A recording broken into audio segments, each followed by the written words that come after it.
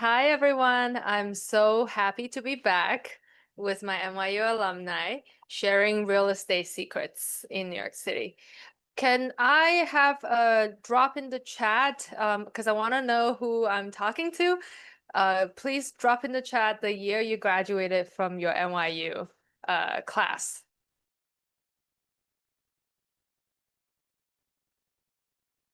2021, 2013. Amazing. 2016. Okay, we have a great variety. That is so wonderful. Um, it's great to see you all here for the 2021. I'm very impressed um, that you're here. Even if you are not a homeowner, you're thinking of selling, it's great to be thinking ahead and to be learning. I see some OGs, 2001, 2005. That's wonderful. I also want to see, can you drop in the chat if you've attended one or two or any of my previous NYU real estate webinar before? If not, it's fine. Happy to see you here, like Anna shared. But drop in the chat if you've been here before. Oh, wonderful. Welcome back. Welcome back, Alex and Min. So without further ado, I'm going to start and I'm going to share my slides. Do you guys see my slide? Drop in the chat. I'm going to be using chat sometimes to interact with you, so be active there. I might not see everything, but Anna will help me keep track. Okay, perfect. Today we're here to look at how to sell your home for top dollar in a buyer's market. And if you didn't know it, New York City has been a buyer's market for some time now. And you will walk away today with some concrete knowledge on how to get higher sale price, what you will really pay as a seller, and how to avoid deals falling through because deals really do fall through. And I have a question. What do we really want as sellers? If you're not a seller, imagine, what do sellers really want? Drop in the chat.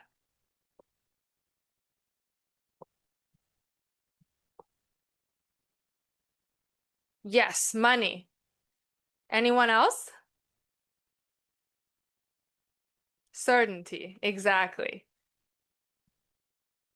So in my experience, money is definitely the main thing, but also having certainty, having a smooth experience, and to feel that you're taken care of. Before we delve in a little bit more, for those of you who have met me on one of these webinars before, I am from NYU class of 2013. I was an English major. I'm currently on the NYU CAS Alumni Association board. And thank you for inviting me because Anna and Janine are working closely with the board. I've been in New York for 16 years and I moved 10 times. I currently am a Douglas Elliman associate real estate broker, and I've helped dozens of NYU alumni and students find and sell their dream homes. So I love working with NYU alum because we understand the city.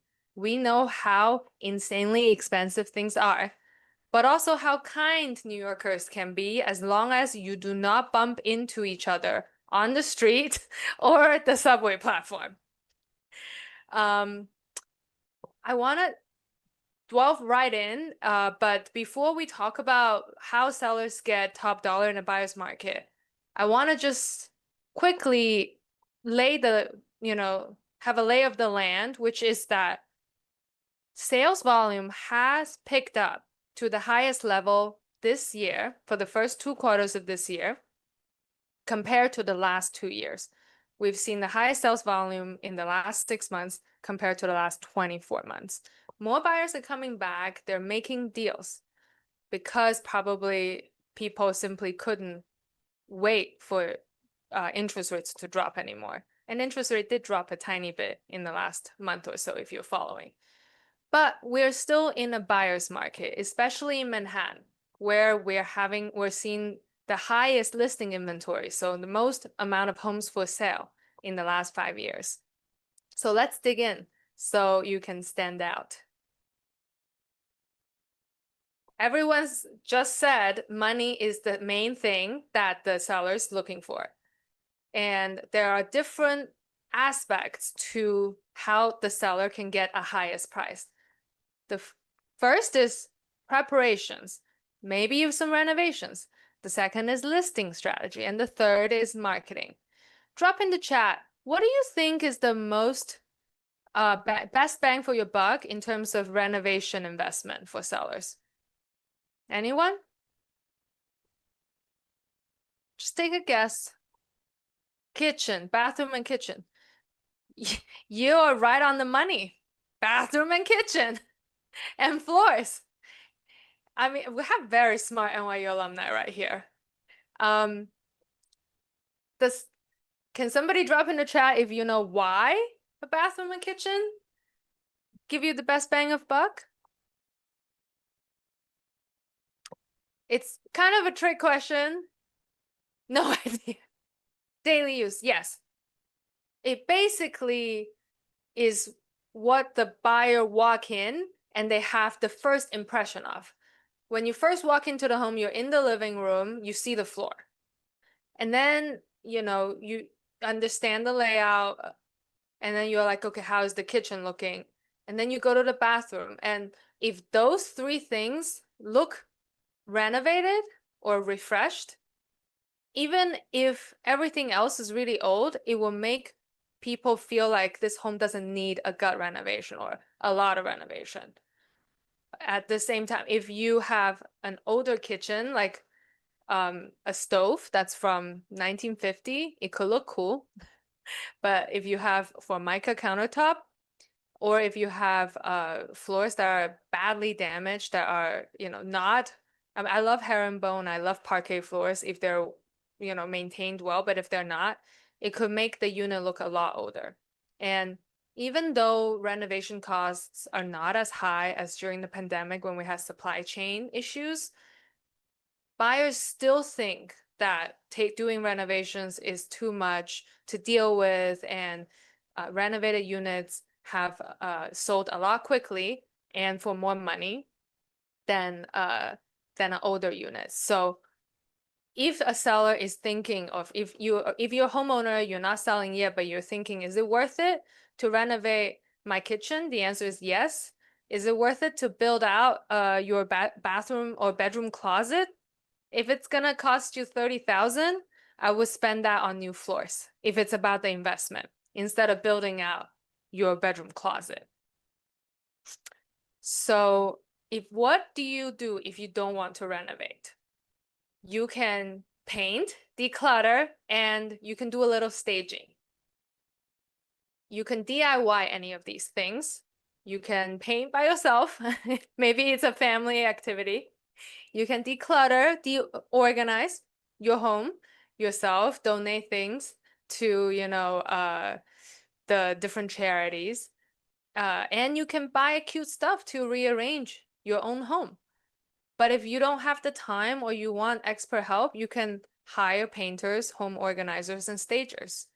And I've noticed that people are not as familiar with staging as a concept, so I want to say a little bit more about staging.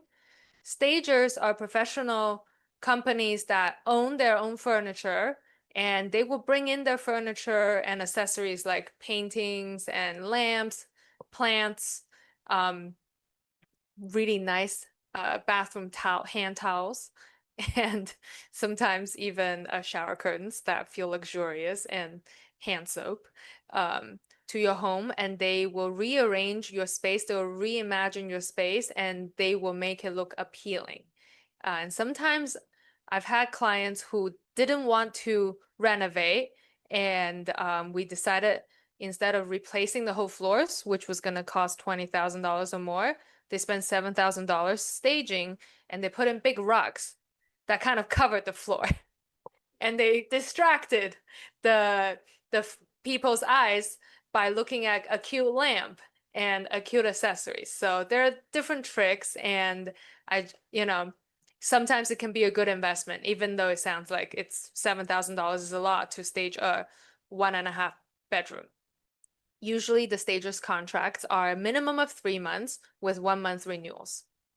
Do I have any questions in the audience right now? Okay. If not, I'm gonna keep going.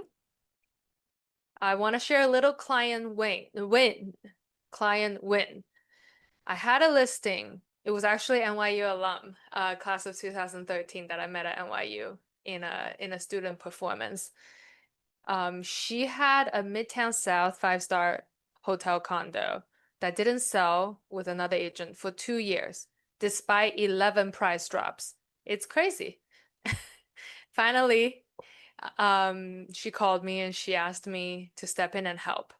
And if you see this picture here, we didn't really renovate, but we refinished the floors, which only cost like 2,500. I got her a big discount with my floor vendor.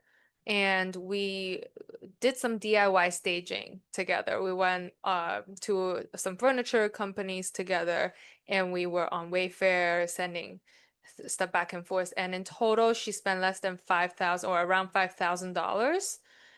I didn't decrease the price more. I kept the asking price the same. And we sold it in 2 weeks at a great price. And it was the little renovation, which was really not a renovation because it was just sanding the floor, and a little DIY that did the job. And my understanding of buyer psychology, because I work with a lot of buyers, if you were on one of my buyer webinars, you would know.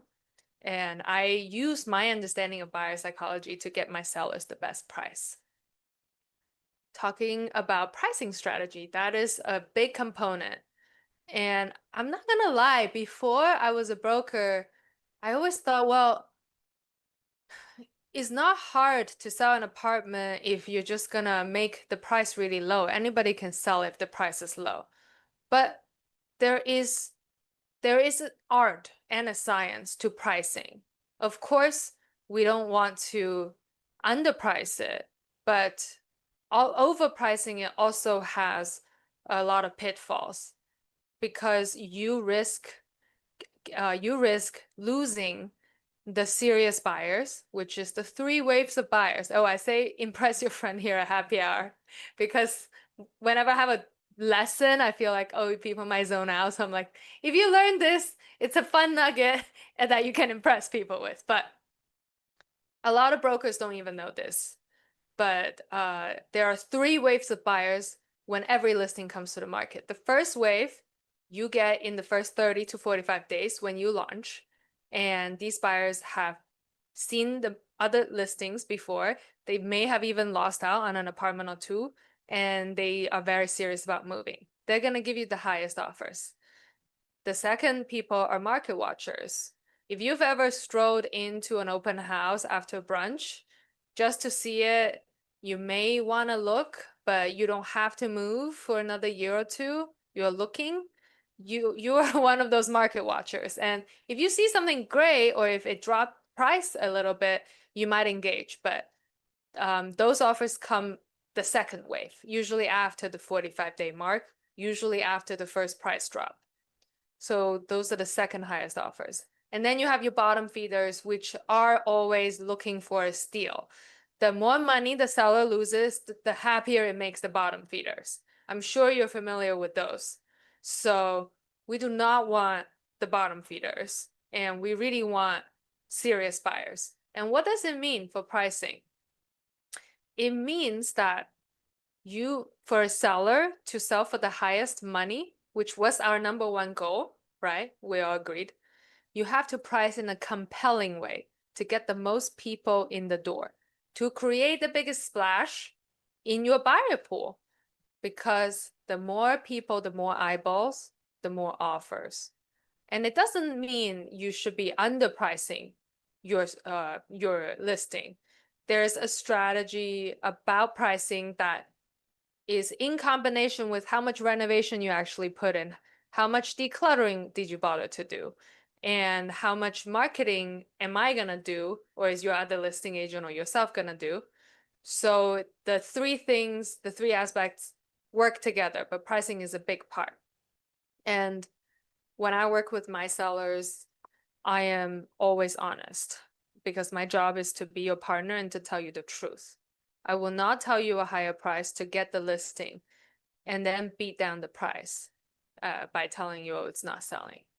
I have sometimes been the second, like the previous listing, or the third listing agent, but I am always the last.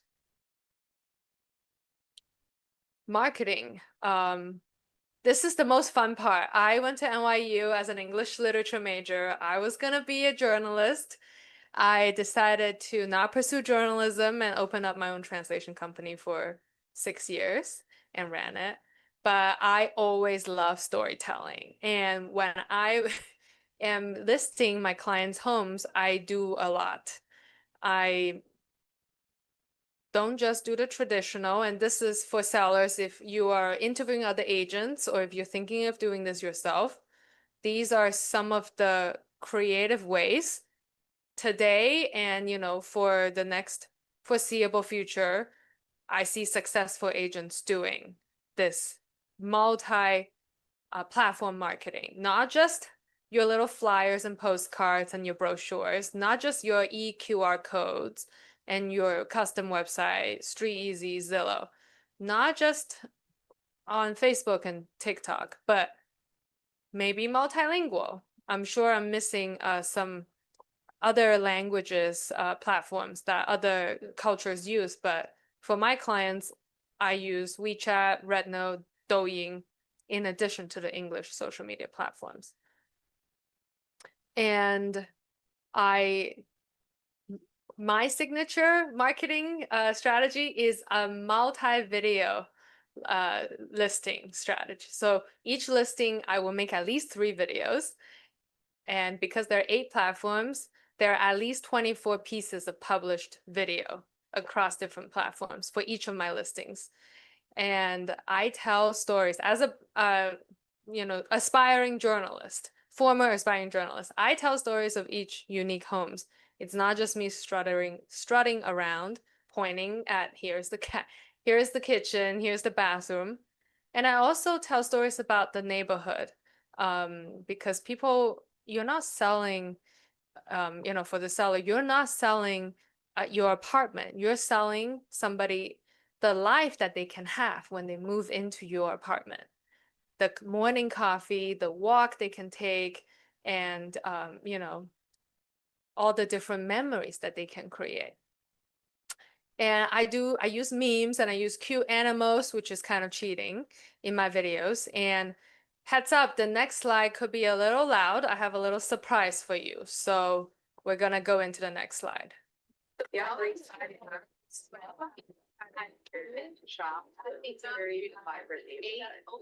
This is combination co-op with loads of. So do you see this dog here? This massive living space and a good kitchen.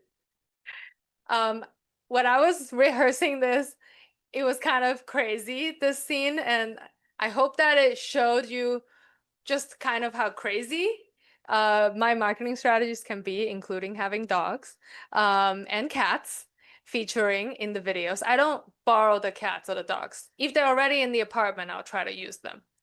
But I have a lot of fun with them. My sellers love it. They think that it's so much fun and they are very proud and they send it to their friends. It's all about really marketing and selling a property is all about positioning and about getting people excited. So I think that through, this is in Chinese, through really having the high energy and the different angles to talk about each listing and the environment, the towns, neighborhoods. I have a great time, and I know that a lot of my sellers and the viewers do too. And I have had buyers come through and they say, oh, is this the apartment with the dog? You want them to have a good association, so success there. How to avoid pitfalls. This is a darker topic, but in reality, more than 15% of deals fall through in Manhattan after you're in contract. It's not just because of banks failing to provide a mortgage. your building boards are a big reason too.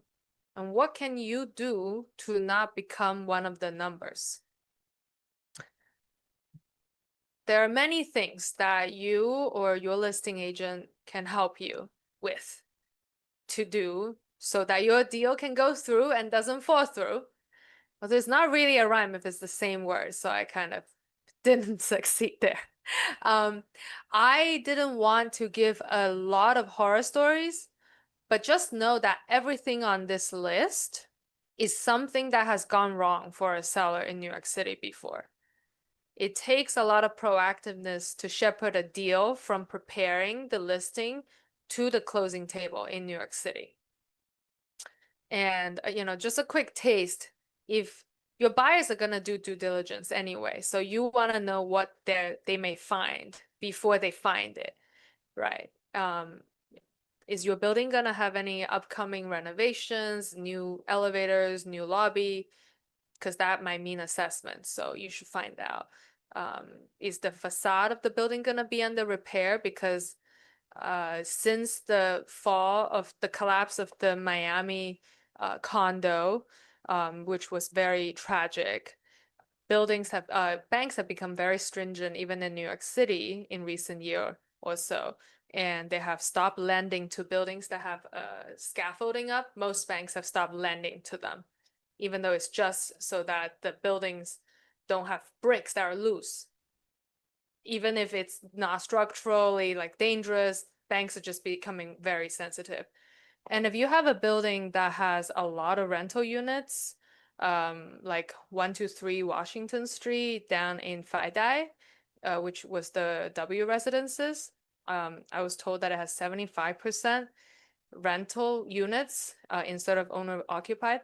The bank will normally not lend in a building like that. So you're gonna, as a seller, you will know that you need a cash buyer. Otherwise, you can accept the offer, sign a contract, and then it will fall through because the bank will say, I'm not gonna lend here because they're too high a concentration of rental units.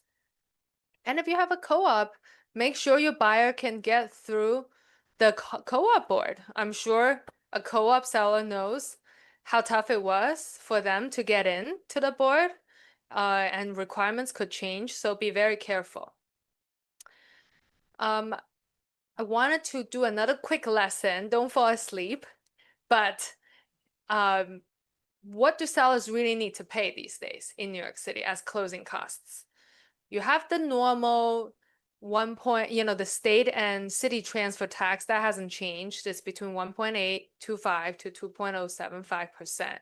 You have the seller's attorney fee, which is 3,500 to 6,000. You have if it's a co-op, you have flip tax sometimes between 1 to 3% of the sale price. It could also sometimes be a condo board fee. You have some filing fees up to $1,000, but then a biggie is commissions, right? So what is the deal with commissions?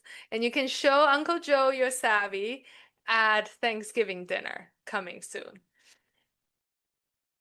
Last year, around August, there were a lot of headlines about how sellers no longer have to pay broker fees. Broker fees have gone away. I don't know. Drop in the chat if you remember seeing about these broker fee headlines. And, drop in the chat if you think broker fees have kind of been reduced or gone away. Did anyone fall asleep? Oh, did everyone fall asleep? Because there's nobody dropping in the chat. Okay, yeah. Okay, thank you. Thank you. You remember. Thank you, Maria. Thank you, Alice, Carl, David. I appreciate that.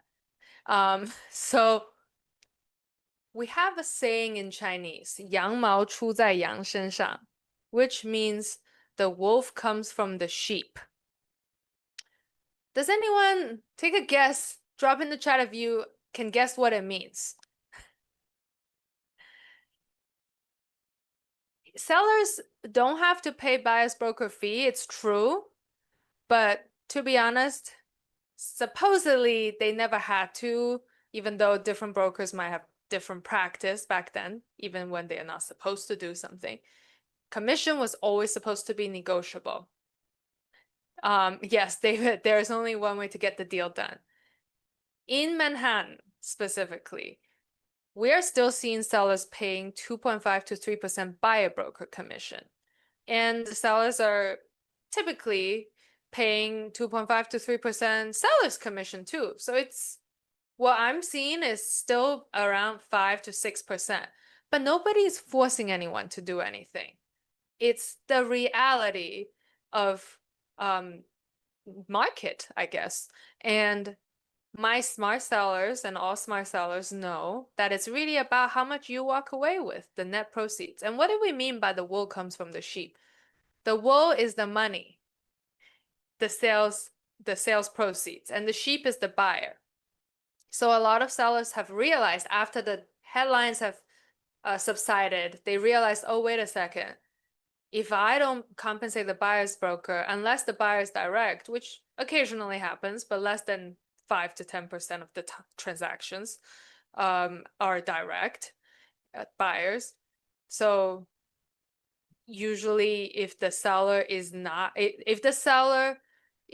the buyer broker, guess who is? The buyer is paying the buyer broker by themselves. And now they cannot roll it into the sale price and finance it. So they have to come up with an additional, let's say, $10,000 to $30,000 to buy an apartment in New York City. And now they're going to negotiate you on the sale price. So if you are asking 1 million, they might be offering 950,000 instead because they need the money to pay their broker. So sellers realize they really just want to sell in the first 30 to 45 days where you have the highest sale price. And a lot of sellers have decided to attract the most buyers by making the terms as attractive as possible. When a buyer can finance the closing costs, which are usually not financeable except this, which is the broker fee, if they could roll it into the sale price, a lot of sellers continue to opt to do that. And I just wanted to share a quick client win, and then we're basically done, so we will have enough time for the Q&A. Not tomorrow, the day after tomorrow, I am looking forward to close on my first Westchester listing. And the reason I wanted to share this story is because I am a New York City girl. My husband grew up in Westchester and Rye, 10 minutes from this listing of mine, but I have not done deals in Westchester. And I'm really proud that after a lot of patience, I am able to help my repeat client. It's the fourth deal I've done with this family in the last 3 years. I'm really happy that I can help them move on to the next chapter and have gotten them a great price. Oh, Mohammed Rai. Yeah, exactly. Rai is beautiful. This is a beautiful listing. And I was able to get the knowledge I needed, the local knowledge, by collaborating with a top Westchester agent, a local agent with the local market know-how, coupled with my crazy marketing strategies. You saw some of those videos of this house previously in the crazy video slide. We got a bunch of PR as well. We were in Rob Report. We were in Cottage and Gardens. We bought ads. But anyway, I did it because my client valued our relationship, and I'm very proud of the outcome. And I think that it is all about what the client is looking for, and it's all about collaboration. In real estate, I collaborate not just with other agents, but with attorneys, with management companies, with contractors, stagers, everyone. So, very proud of this one, and looking forward to helping more clients in different markets. So this is what some of my past clients have said about me. These are seller reviews. I'm very grateful. And this is actually a referral from an NYU alum who was also a past client. So very grateful. And without further ado, I went over like by 4 minutes. Sorry about that. But shall we see if any of you have any questions? Thank you so much for that, Judy. Yes, questions, please, from the audience. You can unmute yourself and ask the question aloud, or if you prefer, you can drop it in the chat and I can ask it for you. But the floor is open.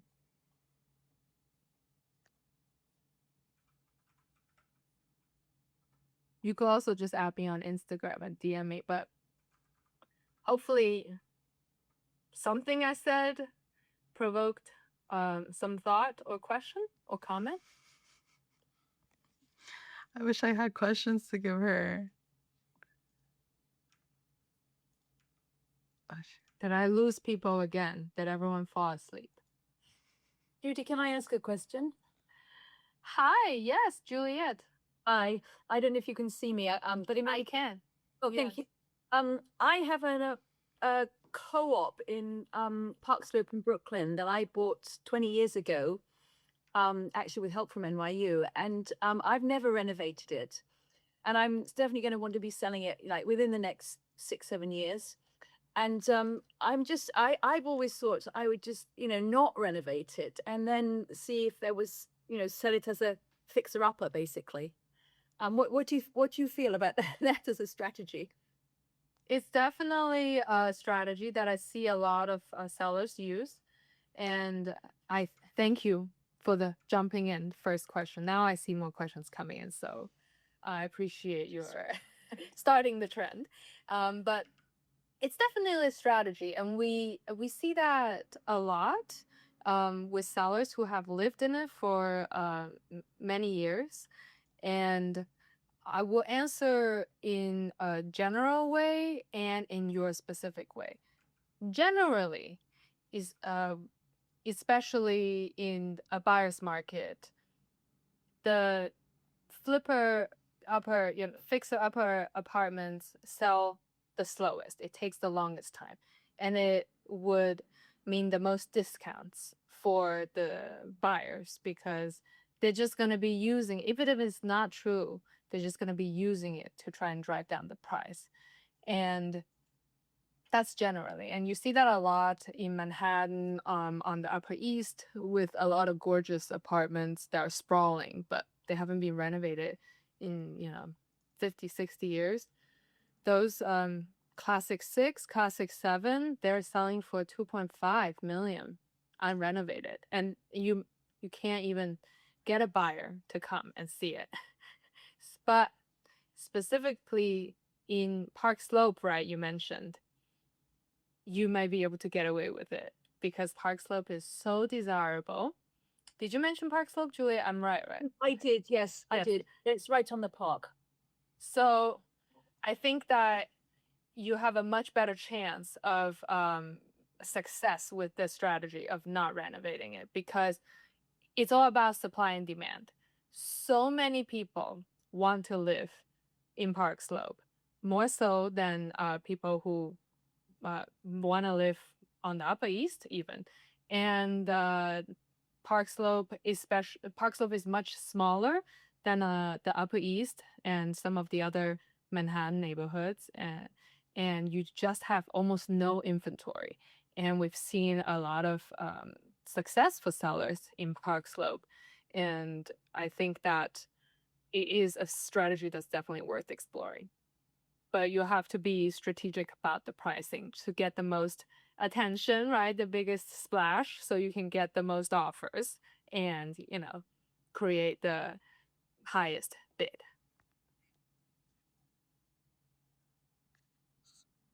Anna, do you want to go through some of the questions we got?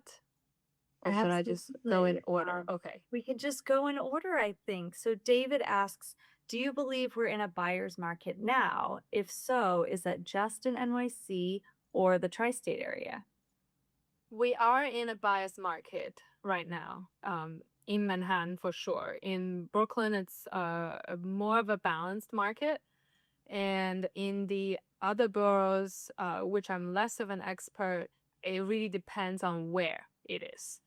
And in the tri-state area, so we have the outer boroughs, and then we have the the outer states, the suburbs. The suburbs have had a tremendous amount of price appreciation since the pandemic, and it hasn't gone away. So there's still bidding wars happening in the tri-state area, and a lot of people are getting above ask because there's very little inventory. So I would say in the tri-state area, it is not a buyer's market, it's a seller's market, and it has been for a long time.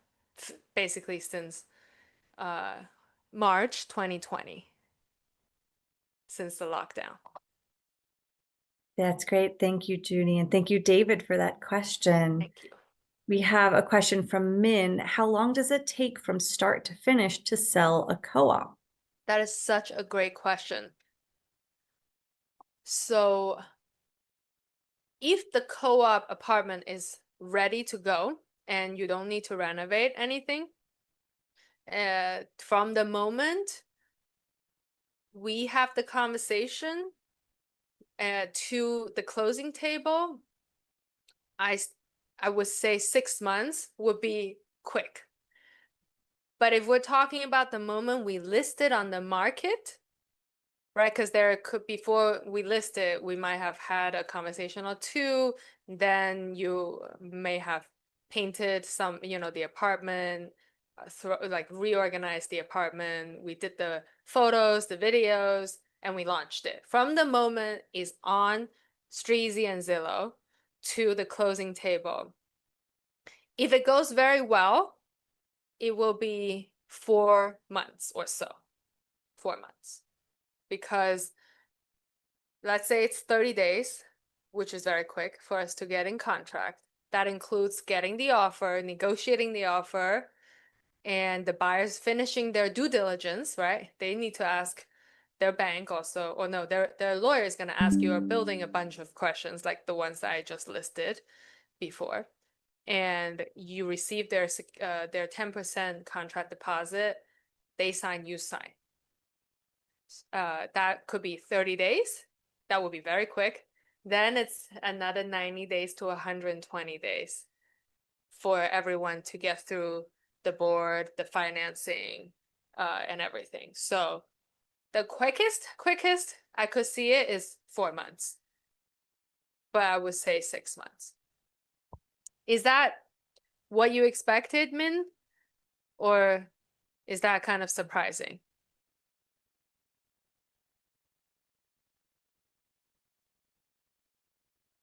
About that much. Okay, great. Good. Sometimes I worry when I tell people something that they really don't like the answer. But I will always tell you the honest answer, even if you don't like it. That's you always get that from me. Okay. Anna, I'll let you That take the is next. great. Good question and very great answer. A question from Kian. What's your thought on using a dual agent? I don't recommend a dual agent.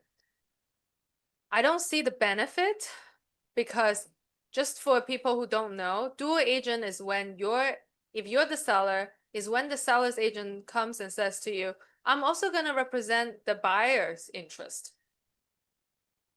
And the seller may think that you get to save on broker fee, but there's another way to do it. You can still require your agent, the seller can require the agent to represent the seller's interest only, and the buyer can be self-represented. That is the same thing, because I don't believe that as a dual agent, I can represent my seller's interest 100%. How is that possible? We would have had many conversations, maybe over the years, about what your bottom price is.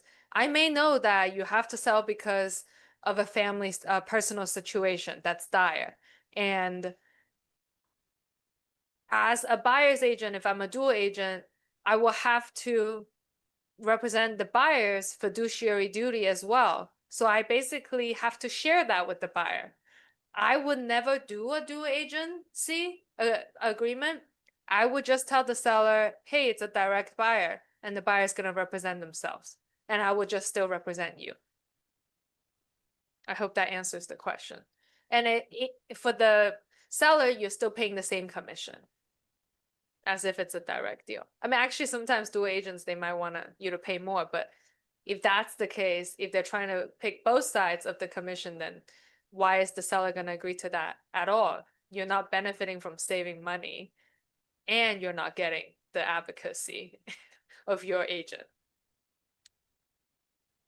That's great. I think we have a similar related question from Justin, which is, what is the process for buying and selling homes without using agents? And what documents do we need? For buying a home without an agent, I don't think you need any specific documents from the seller. You'll just go to an open house. If you like it, you will submit the offer directly and you negotiate, and you still, everyone has to hire an attorney, whether you're a seller or buyer, because in New York State, it's an attorney state for real estate transactions. And so once you negotiate the price and you have the accepted offer, your buyer will do the due diligence, and then, you'll work with the bank and you do the final walkthrough and you do the board package and you go. There's no special forms.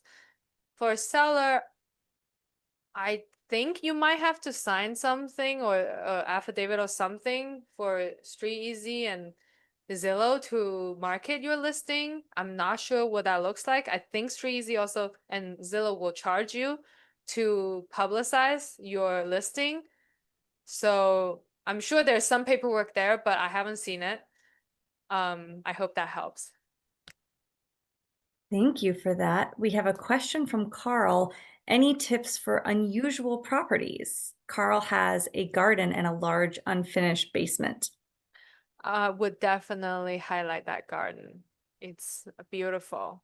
I would show like the flowers in the garden. I would show like doing yoga in the garden. I would show doggy in the garden, maybe a hammock, the sunlight shining through, like a lot of content that can be made. And the unfinished basement, it is not a legal bedroom, but you could stage it really prettily, have some bean bags, have rugs, and make it maybe a meditation. Like, I was just at a listing this afternoon, and it was a garden and an unfinished basement on the Upper West Side in a townhouse. I'm pretty sure it was a meditation center before, because there were like 20 meditation like mats and stuff.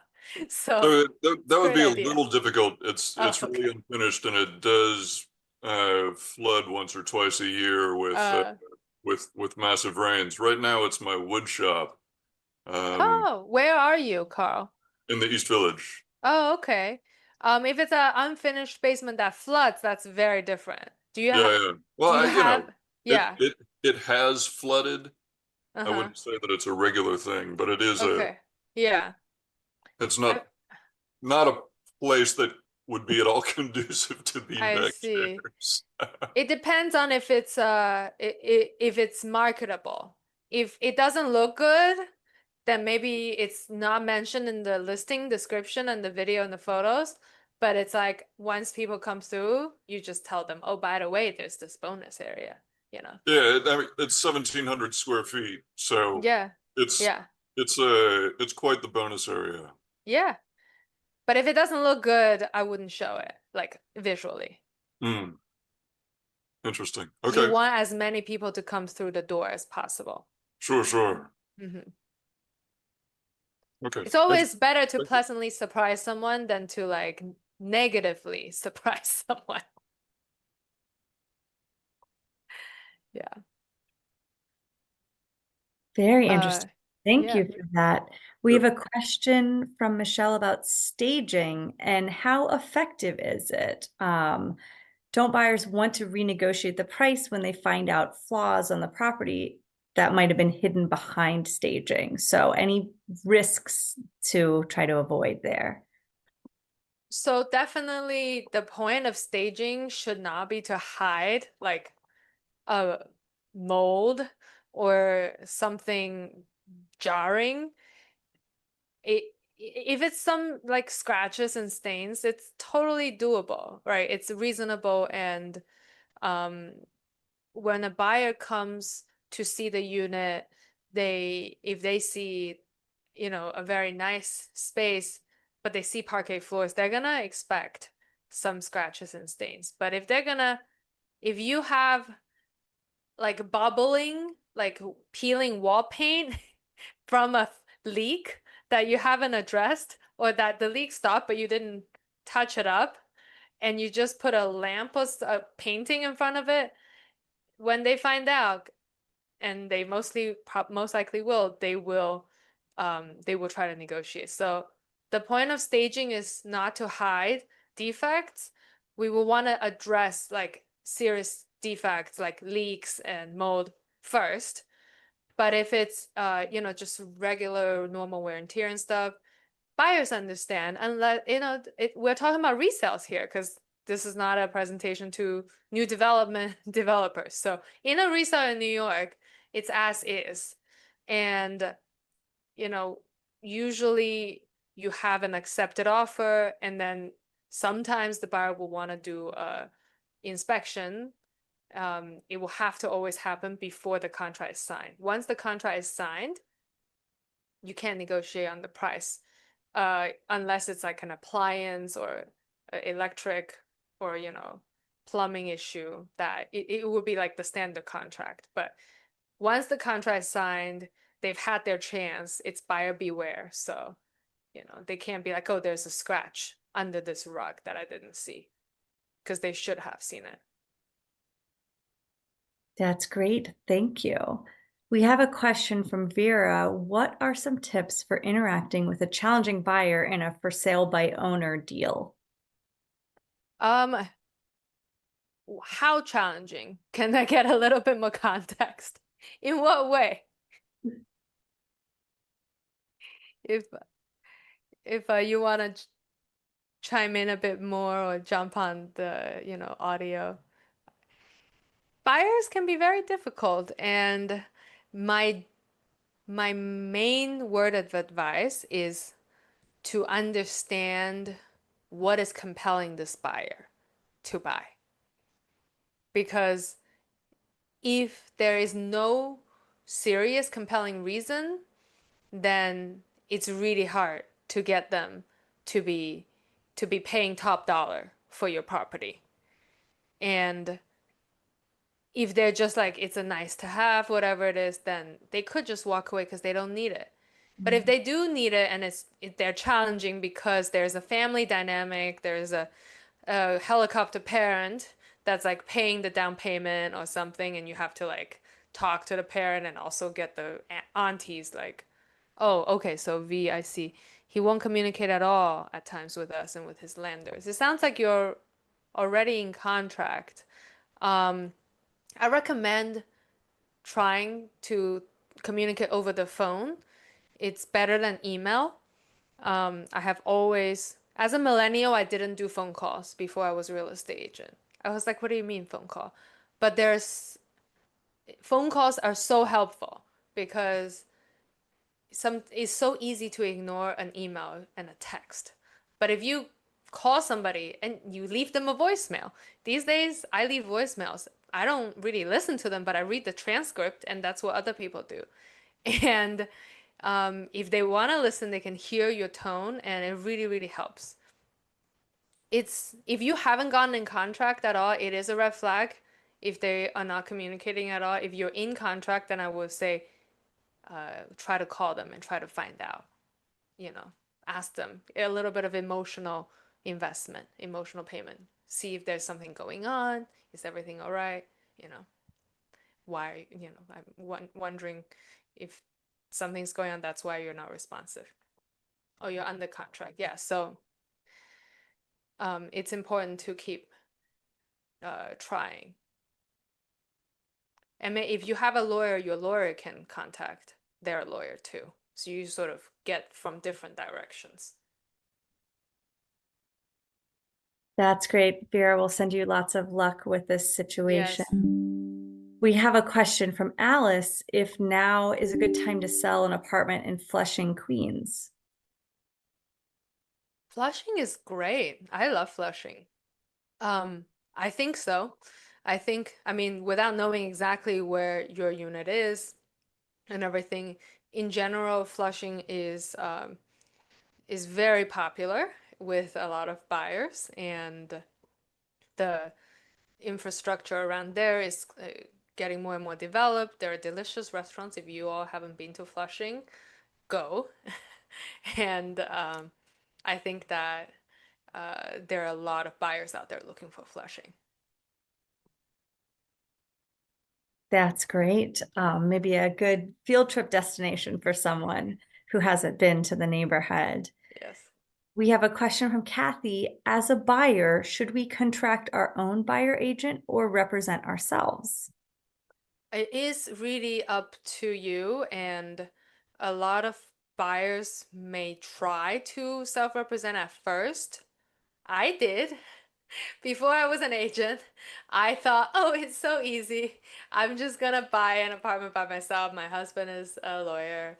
We can get the buyer commission. It was a co-op. I have shared some stories about it on my Instagram and on my newsletter. My website has my newsletter too, so it's like I thought that I could do this myself. And then I actually lost out on that apartment because I didn't know how to negotiate. I didn't increase any bid at all. It was the beginning of COVID, and they sold it full price, even though they were willing to sell it to me for 100K less. I didn't take it. I didn't budge. So I would say for a buyer, if to begin with, you want to try this by yourself, just give yourself a time frame, like 3 months, if you have the time, right? And then after 3 months, you review it. There are a lot of tips out there, a lot of YouTube channels that you can listen to see. And like even as an agent, they all have different styles. So I'm sure as a buyer, when you self-represent, you have different styles too. But don't show, like sometimes you shouldn't show that you love it too much, but if there's a competitive situation and lots of people like it, then you really should show that you're serious. Because if you don't show that you're serious or that you're willing to pay more to get it, the seller's agent might just move on. That's great. Thank you. Question from David. Are you seeing any pricing impact yet from the upcoming mayoral election? I'm not seeing pricing impact yet. That will be too early to tell. I am seeing sellers withholding listings, shelving them, and not putting them on the market because they want to see what happens with the mayoral election. Without going into politics, because I don't talk about politics publicly. I do have a lot of landlords too that are trying to wait and see if they will continue to rent and be a landlord or if they're going to decide to sell instead. And they're all kind of waiting to see. But to see actual pricing impact, it's going to take, I would say, 6 to 12 months at least. That's great. I think we have time for one more question, which is how do you time buying a new co-op while trying to sell your current co-op? Oh, that's such a great question. That could be a webinar on its own. Um, it I hate saying it depends because I'm not a lawyer and they always say that to me. My husband is a lawyer, and when he says that, I'm like, ugh. But so I'm not gonna say the word, but if you have already the money you need to buy, which is very rare for people, then you can secure the apartment that you're buying first and get through the board and everything, and then just sell it at your leisure. But most people are not gonna have that arranged setup, so you really have to communicate with the buyers that you're selling your listing to, and with the sellers that you're buying from. Everyone needs to know that you're trying your best at all times, and the best advice I can give is over communicate at every stage of each transaction because you have 2 transactions, right? So if you were at my buyer webinar, it's a party. Every deal has like 14 different parties to the transaction. So you might be dealing with 20 something different parties to your 2 transactions. You want to make sure everyone is up to date with where things are at because the moment people get freaked out is when they start to react emotionally and then a deal might fall through.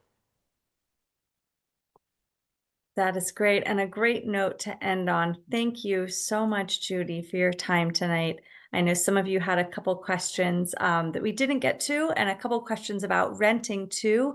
You can see right here on the screen a way to connect with Judy afterwards. You can ask her your questions directly. I know she'd love to answer them.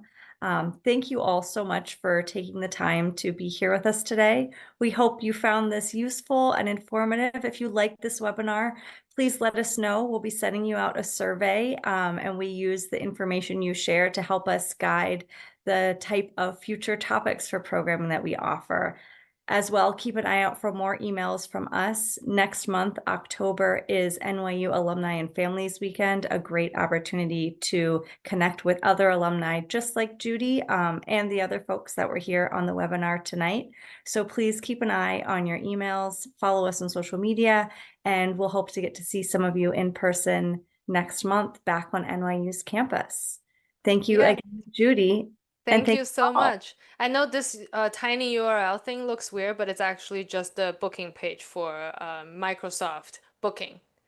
But it was too long, so I made it short. It's not a bad link, promise. Thank you so much, everyone. Thank you, Anna. Thank you, Janine. Thank you, everyone. Have a wonderful rest of your day. Bye.